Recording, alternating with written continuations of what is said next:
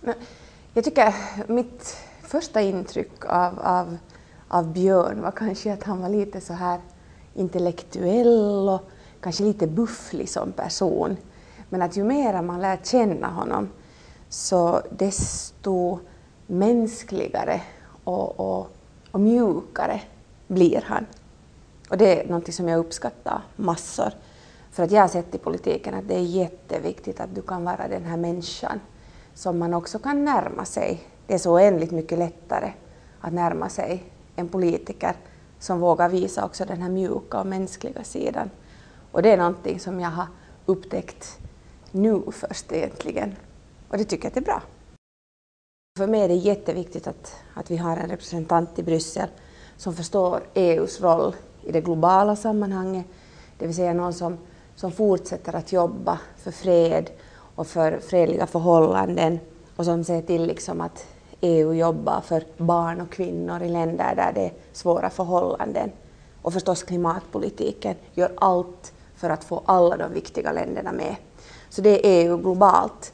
Men sen tycker jag att det är jätteviktigt att vår representant inser att EU och Finland också har en relation. Och då tycker jag det är viktigt att EU erbjuder oss regelverk som erbjuder trygga och rena livsmedel, stränga miljönormer och bra konsumentskydd. Och där vet jag att Björn kan de frågorna. Men sen ska också Finland förstås tillföra EU någonting. Och då handlar det om öppenhet, syn på jämställdhet och jämlikhet. Och där vet jag var Björn står. Alltså det som jag har själv upplevt via mitt jobb i riksdagen är det att man måste inse att det kan inte finnas någon fråga som är för stor för att rymmas med på ens agenda. Men det får inte heller finnas någon fråga som är för liten för att nå upp dit. Och det här är en enormt stor utmaning sen när man verkligen jobbar med de här frågorna och ska då finna sin väg.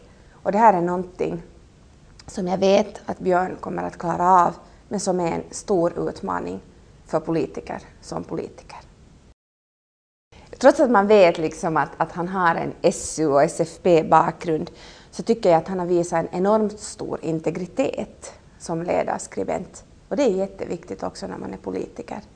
Så därför, det har tvärtom gjort att jag respekterar honom ännu mera och tror på hans personliga egenskaper att klara av ett parlamentarikerjobb i Bryssel.